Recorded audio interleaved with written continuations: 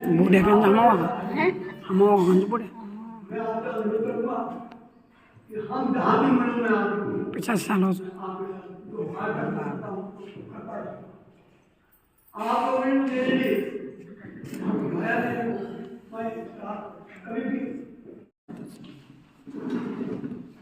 बल्कि मैं सोच रहा हूँ कि अगर मैं भी थोड़ा कंफर्टेबल रहूँगा, बैठ के ही बात करता हूँ। नहीं कहूँ, मेरा नाम लिया गया और उसके साथ में बोला गया कीर्ति चक्र। सब चीजें नॉर्मल थी तब तक। जैसे ही शौर्य चक्र बोला गया तो एक बालक वहां पे उछलना शुरू हो गया, क्योंकि उसका नाम शौर्य है। उसका नाम, उसने कहा इसका नाम कैसे शौर्य हो सकता है? होता ना वो अपनापन।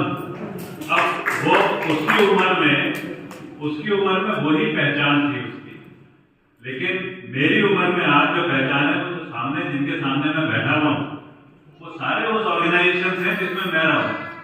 सभी ने वही वाली नौकरियां करी है, सभी ने वही जिंदगी देखी है, वही सिखलाई करी है।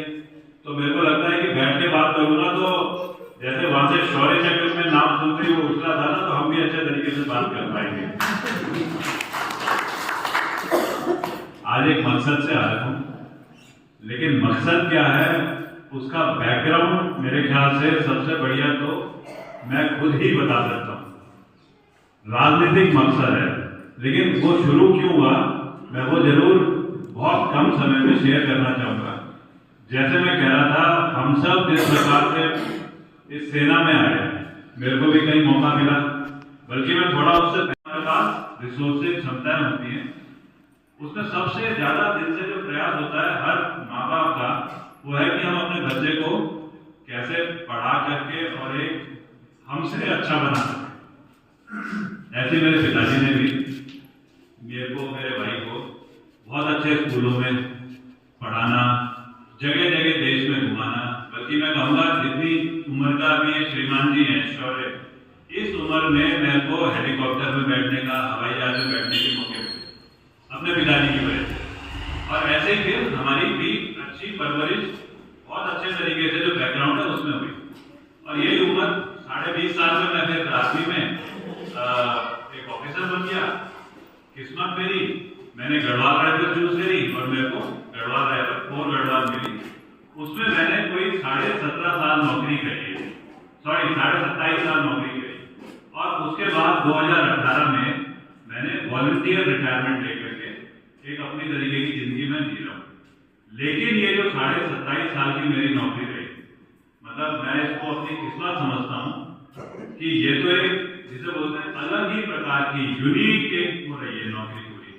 हर वो जो चीजें एक इंसान उम्मीद करता है सेना में जाते हुए, सेना में रहते हुए, और सेना के साथ जो जुड़ी हुई होती है, जो लोग उस इंसान से उम्मीद करते हैं, मैं चाहता हूँ सारी ही हो रखी है। और ज्यादा चर्चित ना करे हुए, चीजों को ज्यादा बढ़ाए हुए, फौज को सबसे पहले देखा जाता है लड़ाई, मार धाड़, बंदूक, दुश्मन, आतंकवाद, ये ना हम सब कहीं ना कहीं उसके हिस्से तो होते हैं, लेकिन मेरे को उन सब में छोटी टोलियां, छोटी टीम, खुद उसमें सबसे आगे से रह करके ट्रेन करना, ट्रेन होना और जमीन पे उसको अमल करने के सारे मौके मिले। आतंकवाद हो, हमारे बॉर्डर हो, या इस प्रकार की जो भी सेना से उम्मीद करी जाती है।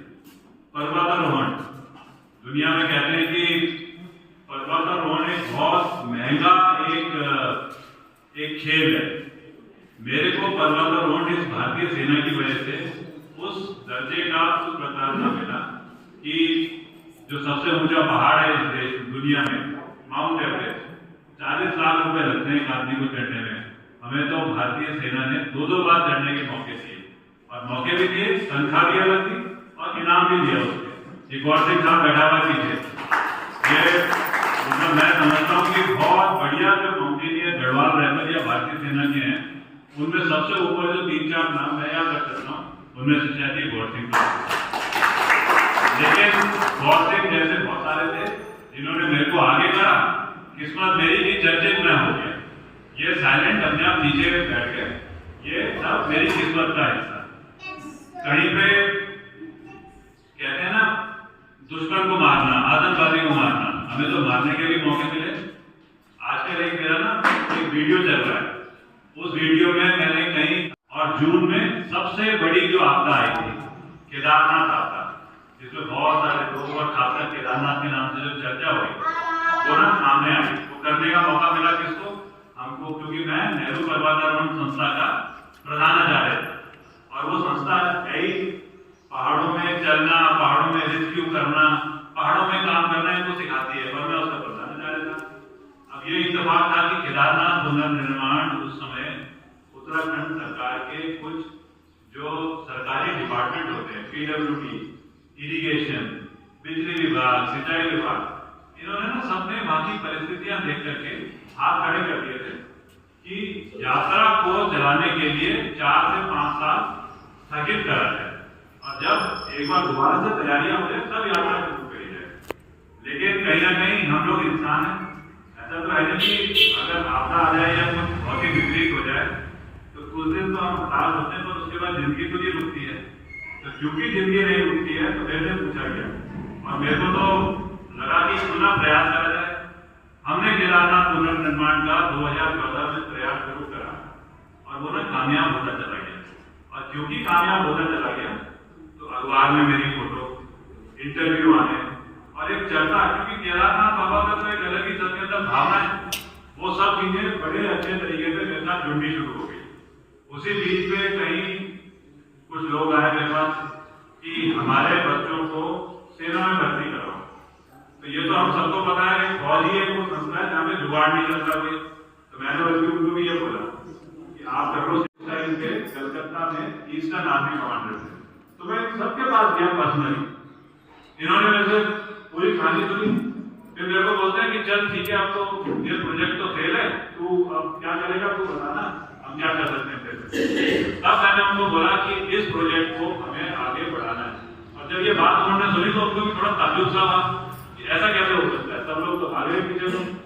उस समय हमने मिजोरम से दोबारा ये प्रोजेक्ट शुरू करने का एक प्रयास करा। जिन लोगों ने मेरा अपहरण करा था वो लोग ना बुद्ध धर्म के हैं, लेकिन वो मिजोरम के लोगों से डरते हैं काफी ज्यादा। ये मैंने समझा धीरे धीरे। मिजोरम में क्रिश्चियन लोग हैं, क्रिश्चियन धर्म तो हमारे धर्म से बिल्कुल ही विपरीत है। तो मैंने मिजोरम के ना क्रिश्चियन जो चर्च वाले होते हैं, जो पादरी होते हैं, उनके साथ बैठना शुरू करा। उनको मैंने समझाया ये करना है ऐसे। वो कहते हैं कि अगर तू हिंदू नहीं होता तो क्रिश्चियन होता तो तेरे को ये बुद्धिस्ट नहीं बन करते, क्योंकि हमारे से डरते हैं ये। और यहाँ पे कौन है? सभी जो धन्यवाद मातृशक्ति।